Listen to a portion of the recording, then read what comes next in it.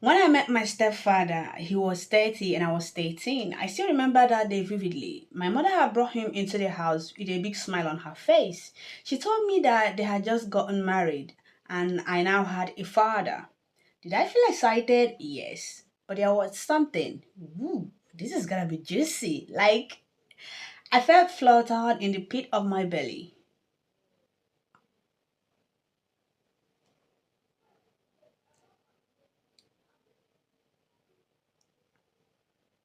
Like, she felt butterflies in her belly. Let's keep going. I've never felt it before. I only heard Sophia and Tony talk about it in school. They say it happens when your body likes someone. 30 and 13. This is crazy. I refuse to believe that such abomination was what was presently happening to me, but each time he smiled at me, I felt it. Even at the dining table, during prayers, while he held my mom's hand and prayed, my eyes were always focused on his lips.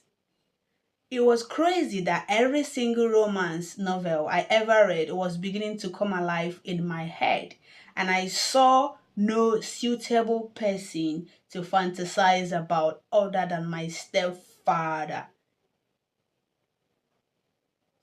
Whenever he got me gifts, I would hug him firmly, then look into his eyes with the softest gaze ever. He usually wore a look of confusion each time that happens, but I guess he waved it off as mere childish gratitude. This is crazy. This is crazy. Let's keep going. The Valentine's Day of the year I turned 14, I wrote him a letter. The letter said, I think of you only. I've never felt this all my life. When I gave him the note, he froze in shock while I giggled and looked away. But then he invited my mom over and handed it over. Ooh, like, like that's a good move. Like that, I think he deserves an award for that step that he took. That's really like good. So the mom now has to be the one to put her dollar in her place, I think. But let's keep going. He handed it over to her with a big smile on his face. They dismissed it as fatherly love, but I knew he knew I felt something more because that same night he came into my room. Talk to me, Cynthia. What are you up to? He had asked, his face a mixture of worried and confusion. Ooh, this is getting somewhere, but I don't know where. I'm only trying to be expressive with the way I feel about people, I had responded. He played with my cheeks softly, then planted a peck on my forehead. Okay. Remember the age differences? 14 and like 31 or stuff. I think she's cooking. Let's keep going. I felt the hairs on my skin rise, and without thinking, I put his face into mine.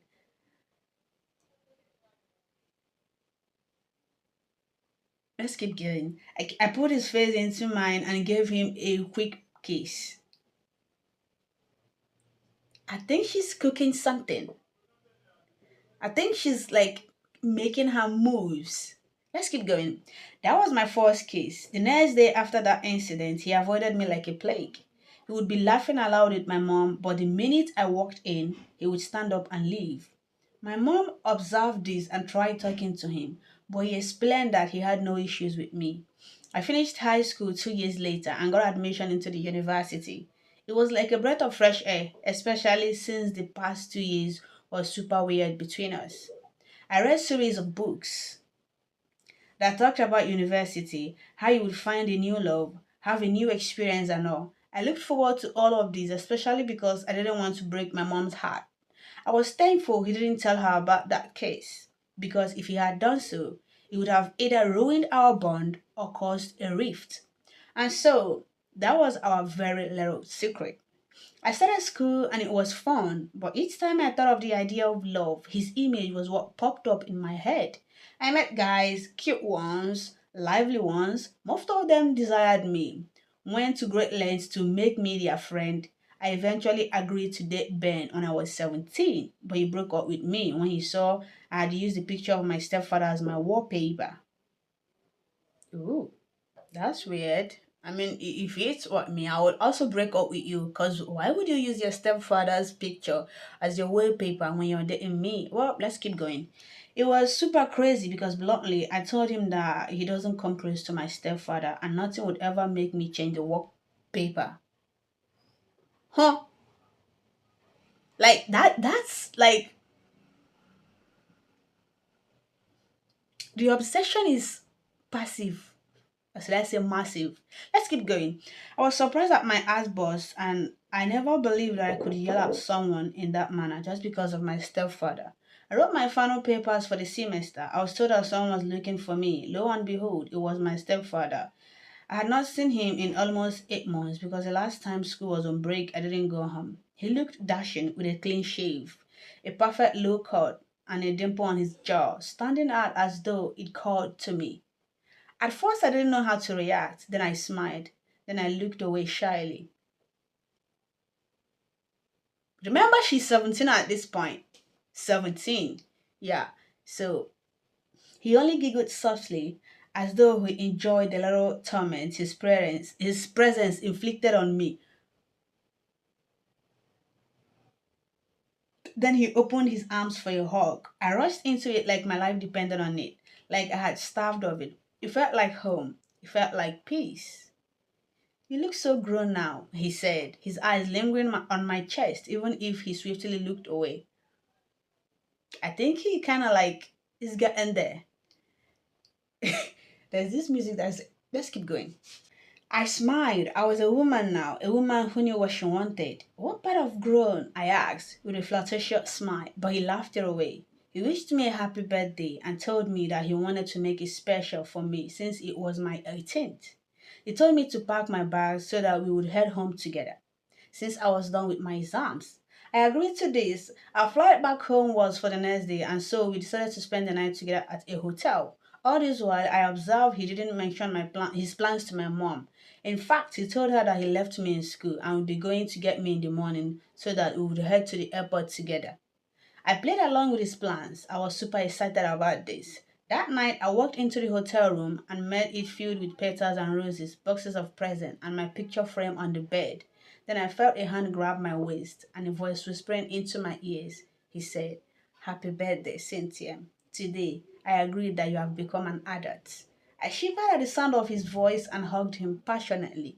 "Thank you, Daddy," I said, but thrilled off since calling him that made me feel weird. "How about you call me Big Daddy from now?" he asked and caressed my eyebrows. I blushed and nodded shyly. "Big Daddy." He laughed along and aloud and carried me in his arms. I giggled and squealed. "How about we make this our second secret? I'm good at keeping secret, you know. I never told anyone about the kiss 4 years ago," he said. "I'm always ready to keep secret," I said almost immediately. This was wrong. This was crazy, but this was love. That night on my 18th birthday, we made love passionately on the bed filled with petals. We returned home the next day and went back to father and daughter.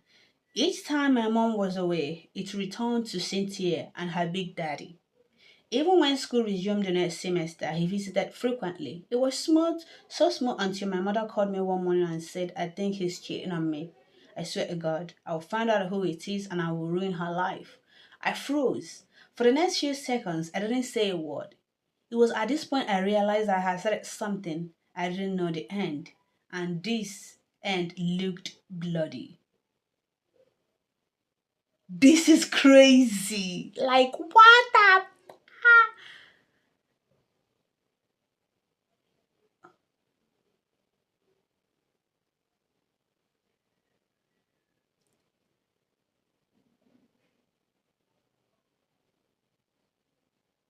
I'm speechless. Do you guys have something to say? Because I think it's because of all those erotic novels that she's been reading that implicates her mind.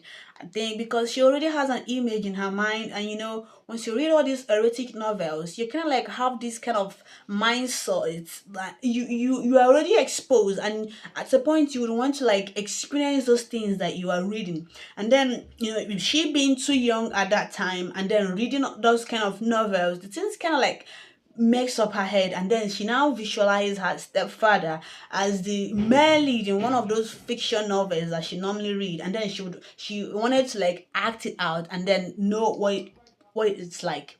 I think that's what actually get into her head, Cynthia. Yeah, OP. I think that's actually what get into your head that made you do that kind of stuff. And again, is this the thing of the man, or should I say it's the thing of the girl?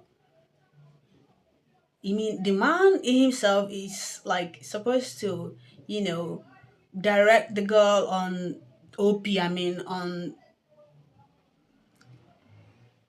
you know,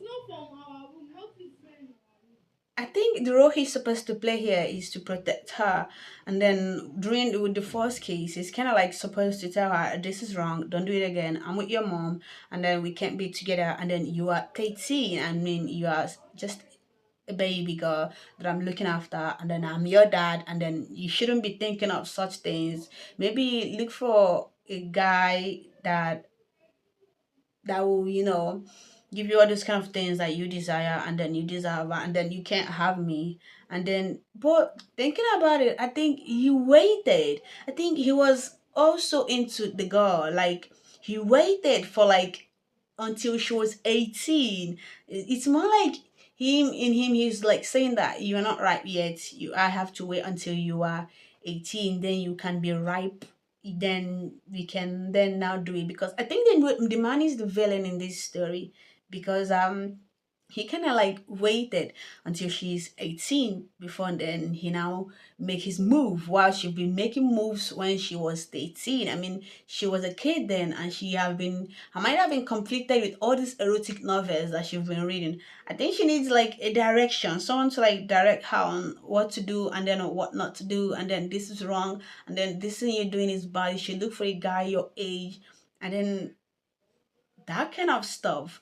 And then, why is the mom oblivious to what was going on?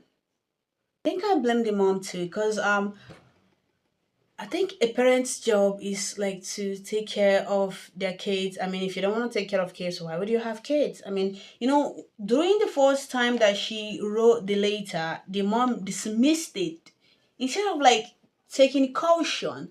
I mean, you've heard of stories of stepdad doing stuff like essay, and fathers, even biological fathers, doing essay and stuff with daughters.